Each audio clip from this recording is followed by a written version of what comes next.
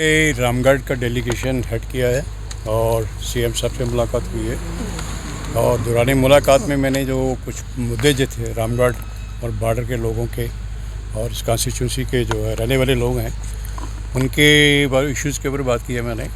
उसमें सबसे जो पहला इशू जो हमने बात की है वो था कि ये जो लोकल अथॉरिटीज़ हैं हमारे डिस्ट्रिक्ट सांबा के, या तो सारे स्टेट में ही हैं और उनको अभी तक जो है वो ओनरशिप राइट्स नहीं मिले हैं। तो मैंने उनसे रिक्वेस्ट की है क्योंकि लोग 60 साल 70 साल से 80 साल से 100 साल से भी कुछ लोग हैं जो ये ज़मीन पे इस पर कल्टिवेशन कर रहे हैं, जो ज़मीनें इनके पास है। लेकिन जब डेवलपमेंट एक्टिविटी होती है तो जो ज़मीनें इनसे जो है वो ली जाती हैं और इनको कंपनसेशन नहीं मिलता है। इसलिए ये बड़ा ज़रूरी है कि सब जो ऐसे जो लोग हैं लॉटीज़ हैं, क्योंकि हमारे डिस्ट्रिक्ट सांबा में ही 2.5 लाख कनाल ज़मीन है जो ऐसे लोगों के पास है, लोकल लॉटीज़ के पास है। तो मैंने उनको कहा कि साहब इसको जो है या इनको देखा जाए कि इनके ऊपर जो वेस्टिंग ऑफ ओनरशिप राइट्स कहते हैं इनको मलकाना हक जो है दिए जाने चाहिए। दूसरा मैंने ये कहा कि ये जो बॉर्डर के हमारे जो लोग हैं ये ज़्यादा लोग पैरामिलिट्री फोर्सेस आर्मी BSF और लोकल पुलिस में है और इनके जो आगे बच्चे हैं वो भी क्योंकि 10वीं 12वीं पास है और ज़्यादा उनकी प्रेफरेंस जो है फर्स्ट जो चॉइस होती है कि हम भी अपने पेरेंट्स की तरह जो है अपने डैडी की तरह जो अपने रिश्तेदारों की तरह हम भी फ़ौज में जाएं। तो मैंने रिक्वेस्ट की है कि ये जो DGP CRPF BSF वगैरह जो है और इवन आर्मी के मिनिस्टर साहब से बात करके एक स्पेशल ड्राइव रिक्रूटमेंट चलाई जाए जिसमें ये जो बॉर्डर के जो बच्चे हैं ताकि इनकी रिक्रूटमेंट हो सके। और ओवर एज भी कुछ लोग होने वाले हैं, हमें 10 साल से इस तरह का रिक्रूटमेंट हुआ नहीं, तो मैंने कहा एक स्पेशल ड्राइव की जाए। उस पर भी उन्होंने CM साहब ने एंडोर्स किया है और लगता है कि उस पर भी ज़रूर कोई ना कोई कार्रवाई होगी। और इसी तीसरा जो मसला मैंने लाया है वो मैंने कहा था कि ये जो जब फसल लगाने का मौसम होता है उस पर अनशेड्यूल्ड जो है वो पावर कट होते हैं, तो ये वह नहीं होना चाहिए। और उसमें जो है इस सीज़न में क्रॉप के सीज़न में कम से कम बिजली तो उनको प्रॉपर मिलनी चाहिए। तो दूसरा तभी कैनाल जो पानी है वो रामगढ़ तक नहीं पहुँचता क्योंकि टेल एंड पे है, तो उसमें कैनाल में कोई रिपेयर इशू है, कोई भी इशू है तो उसकी ज़रूरत है कि उससे जो है वो तभी का पानी वो इंश्योर किया जाए इरीगेशन के लिए और साथ में बिजली भी जो है वो भी इनको खासकर इन 3 महीनों में इनको मिलनी चाहिए। और उसके अलावा मैंने ये कहा है क्योंकि ये लोग जो सिर्फ जो है जो पंप लगाए हुए हैं इन्होंने ज़मीनों में, पीछे आ जाओ, जो इन्होंने पीछे ज़मीनों में पंप लगाया उससे 3 महीने यूज़ करते हैं, मगर डिपार्टमेंट जो है वो इनसे 1 साल का बिल लेता है। तो इनसे उतना ही बिल लिया जाए जितना ये कंज्यूम करते हैं 3 महीनों के ऊपर, उस पर थोड़ा गौर फरमाया जाए। वो भी उन्होंने कहा ये ठीक है।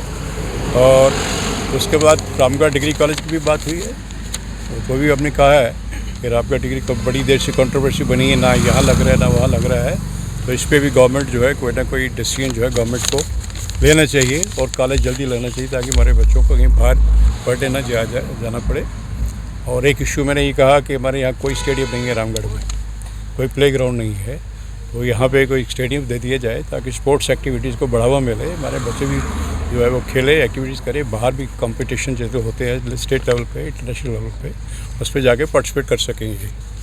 और हॉस्पिटल का मैंने बताया उनको कि ये जो ज़मीन है हॉस्पिटल की, ये ग्राउंड है वो बहुत लेवल डाउन है और जब वहाँ बारिश होती है तो 3-3 4-4 फुट पानी जमा हो जाता है, तो पेशेंट कैसे जाएगा और अटेंडेंट कैसे जाएंगे क्योंकि बिल्डिंग का लेवल ऊँचा है। तो मैंने कहा कि ये जो लेवल है इस लेवल को ठीक करिए, हॉस्पिटल बिल्डिंग के लेवल लाइए ताकि कम से कम ये चीज़ ना हो। और दूसरा जो अप्रोच रोड है उसका मैंने सुना कि पैसे भी कुछ आया हुआ है इसके लिए, तो उस पर भी काम जल्दी होना चाहिए ताकि लोगों को थोड़ा उस पर से रिलीफ मिल सके। बाकी कुछ मशीनरीज की कमी है, कोई डॉक्टर्स की कमी है, तो मैंने तो उस पर भी कंसर्न मिनिस्टर से बात करके तो वो चीज़ भी देखी जाए कि क्या क्या हॉस्पिटल्स को चाहिए। उसके बाद मैंने ये कहा कि यहाँ अनप्रोडिक्टेबल सीज़फायर वायलेशन होती रहती है, सब कुछ ठीक है, कब सीज़फायर वायलेशन हो जाए कोई पता नहीं है। तो उसके लिए ये है कि कम से कम सफिशेंट क्वांटिटी में विलेज लेवल के ऊपर जो है इनको लोगों को बंकर मिलने चाहिए। इमीडिएटली वो कहाँ जाएंगे, बच्चे हैं, छोटे हैं, लेडीज़ हैं, सब है, तो उनको बंकर्स बनने चाहिए उनके गाँव में और इतने बनने चाहिए कि ताकि सारे के सारा गाँव जो है उस बंकर्स में वो शेल्टर ले सके।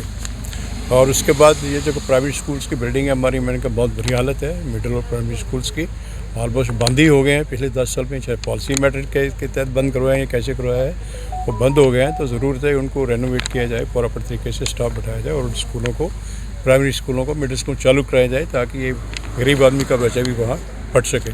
और एक और बड़ा इशू जो मेरे जहन में था वो ये था कि राशन कार्ड लोगों के नहीं बन रहे, बाइफिकेशन ऑफ राशन कार्ड एक फैमिली का बना हुआ है, उसके आगे बच्चे हैं, उसके आगे बच्चे हैं, लेकिन उसका राशन कार्ड वही एक चल रहा है।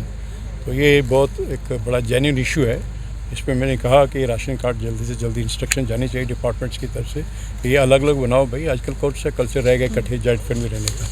तो इस पर भी उनसे बात हुई है और ये कुछ पॉइंट्स थे जो मैंने उनके नोट्स में लाए हैं। बाकी यही 7-8 पॉइंट पर बात हुई है जो मुझे लगा कि ये लोगों के, वो मैं 3 साल इस कॉन्स्टिट्यूंसी में घूमा हूँ, मुझे ग्राउंड लेवल पे जानकारी है कि यहाँ क्या क्या लोगों की परेशानी है। तो ये जो मेरे जहन में है, जो साथियों ने मुझे बताया, सारा ने इंसिस्ट किया कि साहब इन पे बात की जाए और गवर्नमेंट इस पर एक्शन करेगी तो लोगों को फ़ायदा हो जाएगा। थैंक यू देखिए, जम्मू कश्मीर के मुख्यमंत्री उमर अब्दुल्ला साहब आज ज़िला सांबा के नंदनी हिल्स में आए हैं सेक्रेटरीट में, और पूरी कैबिनेट के साथ जहां पे आए हुए हैं, पूरी एडमिनिस्ट्रेशन, स्टेट लेवल की एडमिनिस्ट्रेशन और ज़िला प्रशासन जो है वो पूरे का पूरा यहाँ पे मौजूद है। और हम लोगों के मसलों को लेकर जो है वो सीएम साहब से मिलने आए हैं। आप सभी जानते हैं कि किस तरीके से ज़िला सांबा में लोगों को पीने के पानी की समस्या जो है वो हर साल बनी रहती है।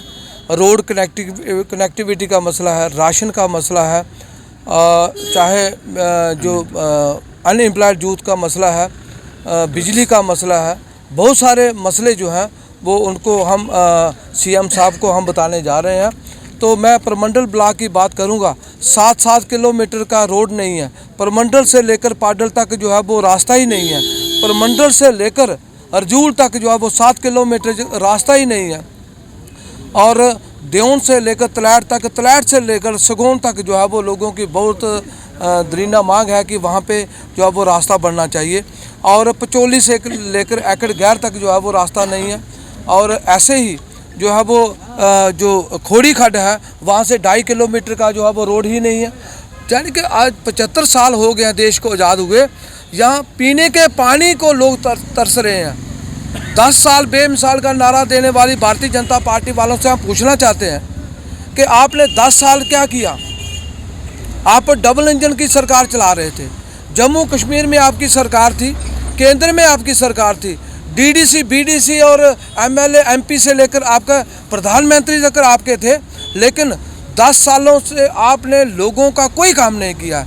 आज लोग जो है वो त्राई मांग कर रहे हैं। शुक्र है कि honourable supreme court of India का, जिन्होंने जम्मू कश्मीर में चुनाव करवाए और आज जम्मू कश्मीर में चुनी हुई सरकार जो है वो लोगों को मिली हुई है।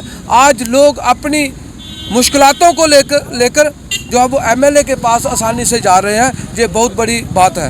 तो आज मैं आपके माध्यम से यही कहूँगा कि मुख्यमंत्री साहब ने जो वायदे किए हैं, चाहे वो डेली वेजरों को परमानेंट करने का है, आंगनवाड़ी वर्कर्सों का है, एनएचएम वालों का है, चाहे वो सफाई कर्मचारियों का है, चाहे वो बाकी जितने भी डेली वेजर हैं उनको रेगुलराइज करने का जो उन्होंने वायदा किया है वो पूरा कर रहे हैं। 200 यूनिट बिजली का उन्होंने वायदा किया है, वो भी जो है वो कर रहे हैं। और जितने भी जो मसले हैं वो डे बाय डे जो है वो प्रशासन के साथ मिलकर जो है वो लोगों के मसलों को जो है वो सीरियसली लेकर उनको हल करने का प्रयास कर रहे हैं। ये बहुत बड़ी बात है। और जम्मू कश्मीर में नेशनल कॉन्फ्रेंस की सरकार उमर अब्दुल्ला साहब की अगुवाई में जो बनी हुई है, मुझे पूरा यकीन है कि इन 5 सालों में लोगों को जो पिछले 10 सालों में जो परेशानियाँ देखनी पड़ी वो इन 5 सालों में उसको दूर करेंगे और उसका जो है वो हल करेंगे।